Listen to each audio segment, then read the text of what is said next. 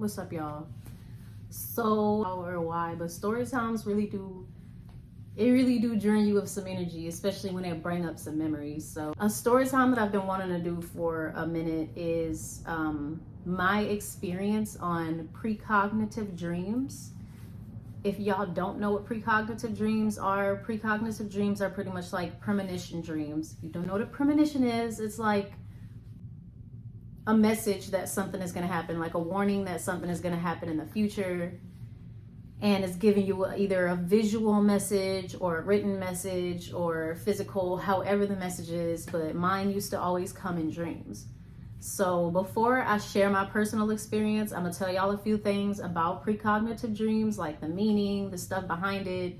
And I don't want people to get confused and think that I was having lucid dreams or think that I was having lucid dreams. I've had a lot of lucid dreams, so I'm gonna explain to y'all what a precognitive dream is real quick. Straight from Google, so y'all can see. Precognitive dreams must meet several criteria to be classified as precognitive, or you must record or tell others about your dream before the dream scenario is fulfilled in real life. The dream must have a significant number of unique details that is likely to be fulfilled by chance. All of this is a little confusing to me, but I pretty much got what it said. It's like having a deja vu moment or something, not a deja vu moment, like jinxing yourself, like knowing something is about to happen and saying it's about to happen and it actually happening. I don't know if that makes sense, but pretty much saying that it's not a precognitive dream unless you speak about it and then it actually happens in real life the exact same way that it was happened in the dream. Of course, there's like scientific explanations as to why people have precognitive dreams, and the scientific explanation that they like to say is by a coincidence or by bad memory. Like I knew it was gonna happen, saying that I knew it was gonna happen, but I forgot, and that's why it happened the exact same way that I don't remember it happening. I don't know, but this is WebMD. Lucid dreaming. So it's one thing for a dream to feel real, and then it's another thing for you to dream something that happens in real life. I already went over precognitive dreams. Lucid dreaming is a dream that feels real, like a dream that feels extra real. So lucid dreams are when you know you're dreaming while you sleep. You're aware that the events flashing through your brain aren't really happening, but dreams feel vivid and real. You may even be able to control how the action unfolds as you're directing a movie in your sleep.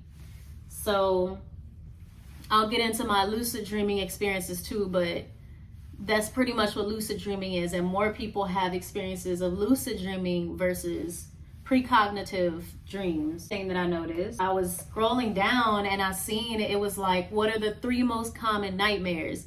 And the top nightmare is your teeth falling out. If I had $1 for every time I had a dream that my teeth fell out, I have a couple $100. I used to constantly dream in my sleep, and I knew 50% of the time, like half the time I knew it wasn't real, but the other half of the time I thought it was real. I thought my teeth was actually falling out of my mouth. So the other one is being chased, another one is falling, another one is running late, and another one is unable to find a toilet. I've never had that one. No. Glad I was able to clarify that before I get into this story time, because some people are going to be like, well, something about, and it also said that too on WebMD that it could be your subconscious hiding stuff and it just brings it out to light. Whatever it is, to me, I feel like it's a gift, and my grandmother has the gift, and I guess it was skipped down to me because ever since I was very, very young, I used to have these precognitive dreams. So if I can remember the first precognitive dream, I guess I can only just give examples of stuff that I went through. I did have a lot of nightmares growing up, like before Hurricane Katrina even hit. I had a lot of nightmares. I used to have nightmares that like my uncles or aunties was being put in ambulances and being taken to the hospital, and the same tune I can still remember till this day. It was like a nursery rhyme that you'll hear on an ice cream truck, and it's like the ice cream truck was taking one of my uncles to the hospital, and I don't know. I could still never put that dream together, but that was the first dream that I ever remember having in my whole life. And I don't know how old I was, but it traumatized me. I don't know how he ended up in the ambulance. I don't know how he got there. I don't know. So I tried to keep a dream book for stuff like this because I don't dream anymore. I tried to keep a dream book and I could never keep up with it because life would just get so busy. I'll start off with the first thing I remember. I pretty much remember my dreams starting when I want to say my childhood abuse started, and that'll be in another story time. And trigger warning, if you're easily offended by certain things that I may say, I would suggest you probably not watch my channel. The dreams pretty much started when the abuse started when I was really young. My stepfather was very abusive. I was not properly protected, so it continued. It constantly happened to the point to where I was afraid of being in the house. I was afraid to go to them and talk to them about certain things. And after a while, I just didn't talk to my parents about certain things to, I guess, help me understand a lot of things. But it's because I felt unsafe, and I didn't know it at the time, but I really felt unsafe, and I couldn't even really talk to them about my dreams because they didn't care. Put it like that. So the dreams, I want to say the first couple of dreams that I was having, it would be of situations where I'd get in trouble for stuff, or I'd get in trouble for dumb shit, and I'd end up getting grounded. And the whole grounded thing goes with getting beat, getting put on my knees, getting yelled at, getting degraded, getting called all the names in the book, and getting misunderstood and disrespected. So to me, till this day, I feel like my childhood was purgatory. I felt like I was gonna be there forever. That was my personal hell. So I would constantly have these dreams of different situations, of different things that I was doing. I wanna say one of the craziest things that I did do was go into an empty house or an abandoned house. Well, it wasn't fully empty, but I went into the house with my friends and they wanted a clubhouse, and we ended up breaking into the house. The garage door was unlocked always, so they all opened the garage and went in, and I used to follow, and that was my fault. But things like that used to put me in situations of getting the really bad end of the stick, because I was most of the time the oldest one following little kids. So, and it's because I was the oldest child with younger siblings, and I never had friends of my own. I always was friends with my siblings' friends. Sad story. So, in that situation, I remember having a dream. I remember having a dream where the owner of the house came back, and she was asking everybody in the neighborhood what happened to her house, and she rang my doorbell, and she told my stepdad, because he answered the door, and we were already grounded. But I remember in the dream, we were on our knees in the hallway. We were already grounded because we were letting people in the house when my parents were at work. That's probably the baddest thing I have ever done. But we were letting people in the house when my parents were at work, so we were in trouble for that. And I remember in the dream, I was on my knees. The lady rang the doorbell. She was mumbling to my stepdad, and he told all of me and my other two siblings to come to the door. And he was like, people in the neighborhood is saying that they saw y'all go in this house on et cetera, day, whatever the fuck. And my sister, she was with her big sister, and she said that because she already knew what day it was.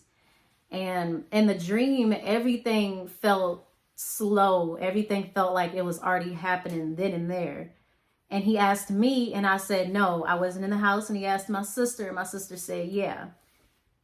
He hit my sister in the mouth so hard, she flew from one wall to the other.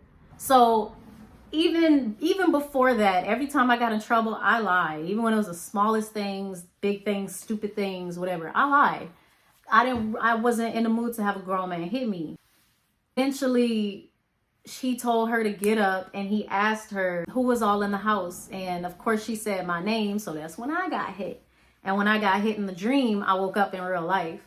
And 2 days later, the exact same thing happened the exact same way. And back then, every time I had a dream, I used to tell my grandma, because my grandma would call me and she would be like, I had a dream, so and so said something, or something happened, and so something something. So I felt like she would understand me more than anybody. So I would always call her and tell her right after the fact, or I would tell her whenever we talk, and she would always tell me it's a sign from God. Growing up, I really struggled with finding my religion because, really, seriously, I was taught that, you know, you believe in God, you have to live life one way, you can't be another way. So I just knew then and there I didn't want to believe that it was a sign from God. So I just, each and every one of those precognitive dreams, up until,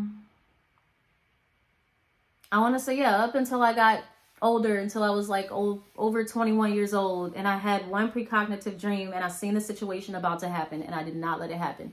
Ever since then, I haven't had a precognitive dream, but I always felt like if the situation really comes down to it, or whatever wants to send me a message, then it will go ahead and send me a message. But besides that, all of the like I said, all the precognitive dreams I've had were pretty much of traumatizing events. I never had a regular dream where somebody's like, hey, you want a half a fucking sandwich? Here's a sandwich. And then I wake up and like somebody's like, you want a half a fucking sandwich? Here's a sandwich. And it didn't do it for every bad situation. There were way worse situations that I used to wish to get a sign for, which is why I didn't want to believe that it was God sending me those signs, because why send me those signs for certain situations but not for every situation? To this day, don't make sense. But I refuse to believe signs. So I like to think about the unknown. I like to feel and believe that things are better left off unexplained. So on that note, that was my precognitive dreams experience. So now on to my lucid dreaming experience. I guess I've had way more lucid dreaming experience than precognitive dreams. I didn't start lucid dreaming until my junior or senior year of high school, and I want to say all the dreams before that, like where I fell, my teeth were falling out, where I was flying, they felt lucid, but they didn't feel as strong as they did whenever I was in that time of my life in high school. So in that time, I was very depressed. So I was having these really, really, really dark, scary dreams, and I would wake up and I would put this, if this was a real thing, I don't know how to explain it enough, but I woke up and something pulled me by my feet to the end of the bed, and I was just stuck. My whole body was stuck. I couldn't move. I remember my eyes was open. I was looking around. I couldn't move. And after that, I don't know, I woke up, like my body woke up, and it was just unexplained. I just couldn't explain it. So I just went and used the bathroom and I got back in bed. I went back to sleep, but I would never forget that situation. And that was my junior year of high school. And every night before that, I was having dreams of the same thing. Like the setting was dark, the skies were dark, the clouds were dark, and I was hearing voices in my sleep and in my dreams. And it wasn't nightmares to me because I wasn't scared. But like I said, I was very depressed and really, really sad around this time. So very suicidal. Still need to get help for that. But I remember around the time something was telling me to off myself. Something was telling me to stick my head in the ditch, like across the street or in front of the house where I was staying at the time. And something just kept telling me to go in deeper. And I was listening to it. And then something came at me and then it went dark and I woke up. And this was all within the same couple of years, period of time. And around that time, I think that's also when my apocalyptic lucid dream started. I started dreaming of the apocalypse, not like fire or ice or like earthquakes, but like just darkness. Everything is just dark. It's just madness, chaos. People are running around fighting, people blowing stuff up. I never see a cause in my apocalyptic dreams. I never see like what actually starts it, like a nuke war, God himself. Like I never see anything. Every time I have an apocalyptic dream, it's so detailed. I feel like I'm there. I feel like this is the life that I'm living and I'm never getting out of this. One of the most recent apocalyptic dreams that I had, most of them for some reason are always placed in a school, which is scary to me because of my precognitive dreams and because I don't look that old in the dreams. One of the most recent dreams that I had, I want to say this was while I was pregnant. The dreams while being pregnant, that's a whole nother story. But in the dream, I was running with my ex-best friend, and I had my dog, my husky Nola, and people started shooting at us as people was chasing us because they wanted Nola. And when they started shooting, I threw Nola under the car and I used my ex-best friend as a body shield, and they just started shooting her up. And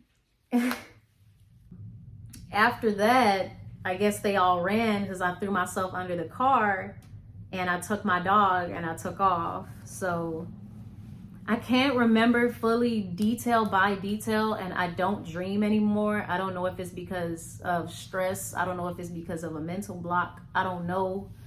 But I know why I'm not dreaming anymore, but I don't know how to get myself back onto that right mental mindset, because when I was dreaming, I was scared all the time. I was in fear for my life all the time. I was paranoid, and that's another thing that they do say on WebMD, that paranoia or anxiety could cause you to have certain dreams, which I feel is very true on that note, because I don't know, I've been paranoid about the end of the world since I knew what the end of the world was. So I've dreamed about the end of the world since I knew what the end of the world was. And when I started having these dreams, I did used to look up certain things, certain news articles, certain experiences, and I'll plug some in so y'all can see if y'all can read it or whatever. But I did find different things that had to do with precognitive dreams, like Ken's assassination and a couple of other things. I screenshot it and I'll just plug in because I can't remember. Another crazy experience that I had during a lucid dream, I woke up. I'll start from the beginning. Rewind to my grandma. My grandma, her roots run deep in this stuff. So she'd always talk to me about how her mom walks around the house and protect her and her sisters and her family and her ancestors. Pretty much they protect her, they stand around her, and etc. And me being a child and still experiencing spiritual things of my own, I still didn't want to believe it. So I was sleeping over at her house one summer, and I woke up, and I remember I was in the middle of a lucid dream, and I was talking to a lady. I was talking to somebody. It wasn't a lucid dream. I was in the middle of a dream, and I was talking to a lady. I can't remember who it was, but it wasn't a lucid dream. I didn't feel there. It was weird. I felt there and in between, if that makes sense. But after she said something, I opened my eyes, and there was somebody standing in the hallway in my grandma's house, and she had a long purple gown. I couldn't make out her face. Like the blinds were open in the hallway, so I'm not gonna say her face was bright, but I couldn't see her face, but I could tell she was an old lady. And I was like, Grandma, and I didn't see her walk away. It was just like in an instant, she was just gone. Like, I guess I blinked and she was just gone. I still get chills talking about it because it was trippy. I woke up, I got out of bed, and I went downstairs. The house was quiet. I wasn't scared at that moment because I was like, okay, it was just my grandma. It would have been weird because why was she watching me sleep? Anyways, but the whole house is quiet. I walk around, look in the office, I look in her room. Nobody's home. So I call her and I'm like, I didn't even think about it. I didn't even take a second to think about it. Like, oh shit, there's something in the house. I didn't even think about it. I just I was just like, no. Like, at that moment, I felt like I was the dumb female in a scary movie, because I just walked around the whole house. There's nobody home, and yet I still think my grandma was just in the house, or that I probably woke up. You know how you wake up and you fall back to sleep, but then when you wake up and you think it's like 30 minutes later, but it's actually been 5 hours later. I thought I probably fell asleep and got back up. But I knew I didn't do that. I was just telling myself certain things because I felt crazy for a second. So I called my grandma and I'm like, were you just home? And she was like, no. And I was like, okay, well, was Papa just home? Maybe he was wearing a dress. And she was like, no, nobody's home. Why? What's wrong? You heard something? And I was like, no. There was a lady standing in your hallway in a purple gown. And she was like, oh, that's my mama. What? Y'all, the chills that I still get all over my body. She just calmly said that that was her mom. And I was like, no, because every time she used to say that stuff, I'd be like, no, because like I come over here. I don't want to think that there's ancestors walking around everywhere. I don't want to see that. I didn't want to think about that. Like, no, keeping her house dark sometimes. But I was just like, I couldn't say no at that moment because I seen something, I seen somebody, and I'm not gonna tell myself that it was something else. And back then I didn't understand that it could have been something else standing right there watching me sleep. But my grandma said it was her mom, and my grandma's house is blessed, so I'm just going with that my great grandma was visiting me in my grandma's house. Shit's trippy, man. Let's see. Any other ghost experiences? I would say no.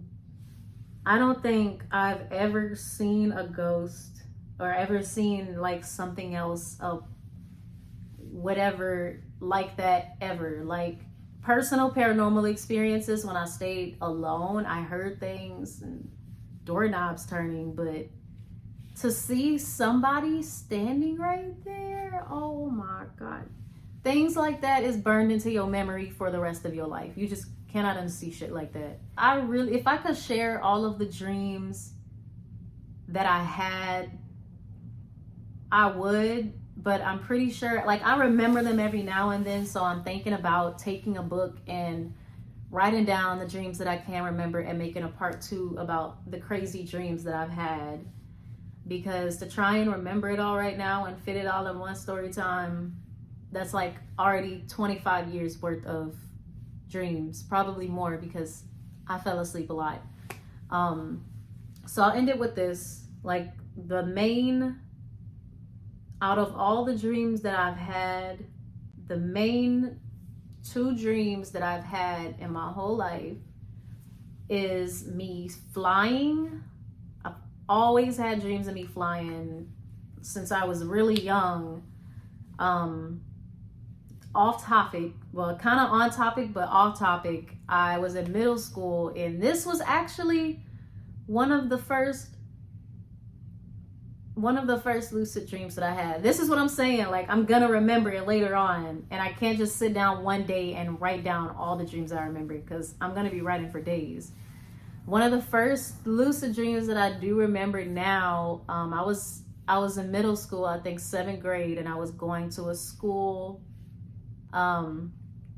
And I had a dream I was butt ass naked in the hallway on the 2nd floor, and there was a stripper pole, and I guess I had watched something that had to do with a stripper pole the night before or something. I don't know.